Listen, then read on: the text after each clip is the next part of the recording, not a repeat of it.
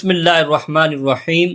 ایک خوشبو جو منہ کو مہکاتی ہے، معدہ درست کرتی ہے اور دل کو سکون دیتی ہے۔ کیا آپ جانتے ہیں یہ چھوٹی سی الائچی کتنی بڑی نعمت ہے؟ اللہ تعالیٰ نے اس زمین پر جتنی نعمتیں پیدا کی ان میں کچھ ایسی ہیں جو سادہ بھی ہیں اور بے حد فائدہ مند بھی ہیں۔ انہی نعمتوں میں سے ایک نعمت چھوٹی الائچی بھی ہے۔ اللہ تعالیٰ ارشاد فرماتا ہے فَبِأَيِّ آلَاءِ رَبِّكُمَا تُكَذِّبَانِ، پھر تم اپنے رب کی کون کون سی نعمت کو جھٹلاؤ گے؟ چھوٹی الائچی بھی اللہ کی انہی نعمتوں میں سے ایک نعمت ہے جس میں شفا بھی ہے، خوشبو بھی ہے اور بہت زیادہ فائدہ بھی ہے۔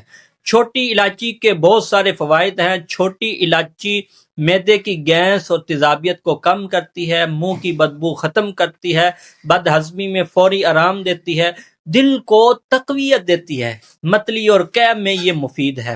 اسی لیے حکماء کہتے ہیں کھانے کے بعد اس کو استعمال کریں، معدے کے لیے بہت مفید ہے، سانس اور سینے کے لیے یہ فائدہ مند ہے۔ چھوٹی الائچی کی خوشبو سانس کی نالی کو صاف کرتی ہے، کھانسی اور بلغم میں آرام دیتی ہے، دماغ کو تازگی بخشتی ہے۔ یہی وجہ ہے کہ قدیم زمانے سے الائچی کو دواؤں میں شامل کیا جاتا رہا ہے۔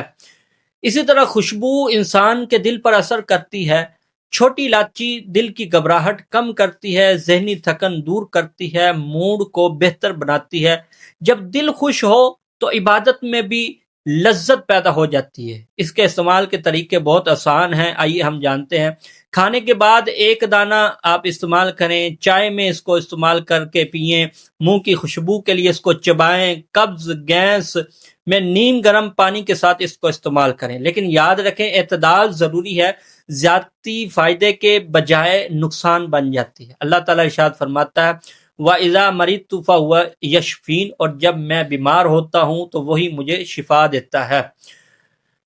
الائچی سبب ہے، شفا دینے والا صرف اللہ تعالیٰ ہے۔ چھوٹی الائچی اللہ کی نعمت ہے، معدہ ہو، سانس ہو اور دل کے لیے یہ مفید ہے، سب چیزوں کے لیے یہ مفید ہے۔ خوشبو کے ساتھ شفا بھی ہے، شکر اور اعتدال ضروری ہے۔ اللہ تعالیٰ نے ہمیں جو نعمتیں عطا فرمائے، اللہ تعالیٰ ان پر ہمیں شکر ادا کرنے کی توفیق عطا فرمائے۔ چھوٹی الائچی سمیت ہر حلال چیز میں ہمارے لیے شفا اور برکت عطا فرمائے، ہمیں صحت، سکون اور ایمان والی زندگی عطا فرمائے، آمین یا رب العالمین۔